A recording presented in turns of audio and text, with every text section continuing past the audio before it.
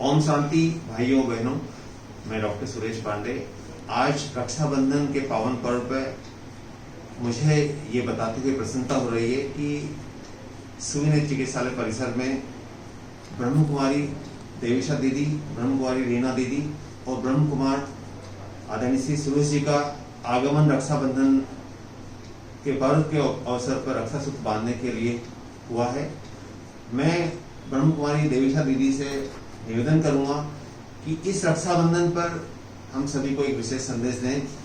हमें बताएं कि किस प्रकार से ये सृष्टि का जो चक्र चल रहा है और किस प्रकार से जो प्राकृतिक आपदा कोविड-19 वैश्विक महामारी के रूप में विश्व भर में छाई हुई है, क्या इसका सॉल्यूशन है और किस प्रकार से ये अंत होगा इसका, और किस प्रकार से आने वाला समय हमारे लिए क्या विशेष संदेश लेकर आ रहा है। ये मैं निवेदन करूंगा ब्रह्म कुमारी देविशा दीदी से इस बारे में हमें मार्गदर्शन करें, एक विशेष संदेश दें।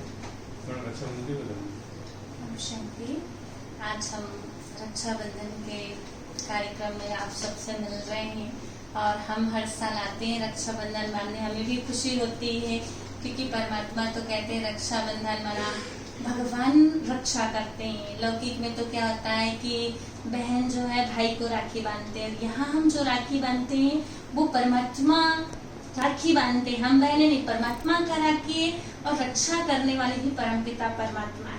तो जब भी आप इस राखी को देखेंगे तो भगवान की याद आपको हमेशा रहेगी। दूसरा, आपने कहा है कि इस समय का जो समय चल रहा है कोविड-19 का, या जो बाढ़ है, इतना बाढ़ आ रहे हैं, पानी बरसात, तो ये सब है प्रकृति जो है तमो प्रधान हो चुकी है।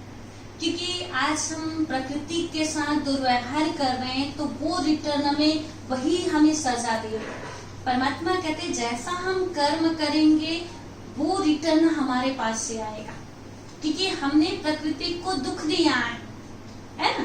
5 तत्व आज तमो प्रधान हो चुके हैं, तो पांचों तत्व जो है हमें दुख देंगे। अभी तो पानी है, जल, वायु तत्व, पांचों तत्व कहीं न कहीं वो हमारे पास आएंगे क्योंकि हमने उनको दूषित किया है।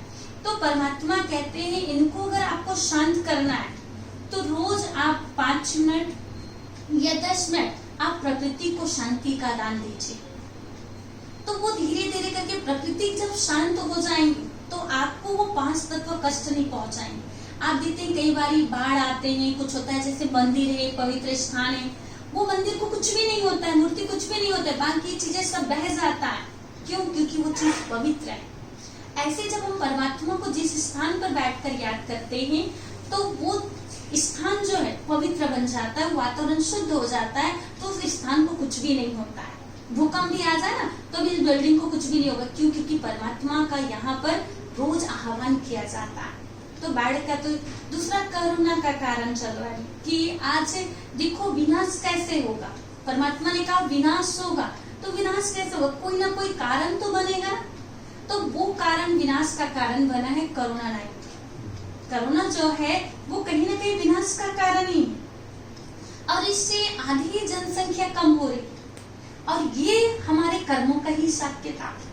कहीं ना कहीं हमने ऐसे जो कर्म किया है वो बीमारी के थ्रू हम चुकतो कर रहे हैं। कर्म का ही लेन देन है, जैसा आप कर्म करेंगे वैसा ही आपको मिला। कहीं ना कहीं हमने किसी को दुख दिया है, किसी को चोट पहुंचाया है, तो वो बीमारी के थ्रू वो हमारा हिसाब किताब पूरा करें। जैसे रिलेशन में हम कहते हैं मुझे पत्नी के द्वारा दुख मिलता है, बच्चों के द्वारा, तो किसी जन्म में आपको उनका हिसाब किताब है, तो आपको अभी दुख मिल रहा है। ऐसे ही कोरोना जो है वो हमारा ही कर्मों का फल है जो हमें चुकतो करना पड़ेगा और यही विनाश हो रहा है। परमात्मा ने तो पहले ही कहा है ये विनाश होगा। अभी तो हम घर से निकल पा रहे हैं, अभी एक समय ऐसे आएगा जो हम खिड़की भी नहीं खोल पाएंगे। तभी तो नई सतयुग की दुनिया की स्थापना होगी, तभी पुरानी दुनिया का विनाश होगा ना। इसमें भी बहुत बड़ी रहस्य है, विनाश नहीं होगा तो नई दुनिया कैसे आएगी। अब पुराने मकान को तोड़ेंगे तो नया मकान कैसे बनेगा। तो हमें खुश होना है, ना कि दुख होना है कि ठीक है इस पुरानी दुनिया की सफाई हो रही है और एक नई सतयुगी दुनिया आएगी जहाँ एक राज्य, एक भाषा होगी, सब एक मत होंगे। यहाँ देखो एक मत कोई है नहीं, लड़ाई झगड़ा है, तो ये सब समाप्त हो जाएंगे और एक नई दुनिया की स्थापना हो जाएगी। धन्यवाद दीदी, आपने बहुत अच्छी बात बताई और सबसे महत्वपूर्ण बात यह है कि ये समय है ये परिवर्तन का चल रहा है, और जैसा कि कहा है कि परिवर्तन हो गया जरूरी, युग की पीड़ा हरने। तो ये एक विशेष समय चल रहा है जिसको संगम युग भी कहा गया है। और इस समय आसुरी शक्तियों और देव शक्तियों ने जो एक देवासुर संग्राम है वो काफी चरम स्थिति पर, पीक पे चल रहा है। और हम सभी को ये संकल्पित होना है, यह संकल्प लेना है कि हम अच्छाइयों की तरफ बढ़ते चलेंगे, हम जीवन से बुराइयों को निकालते हुए चलेंगे, जिससे कि हम सतयुगी दुनिया में प्रवेश कर सकें और उसके पात्र बन सकें। ओम शांति। डॉक्टर सुरेश पांडे।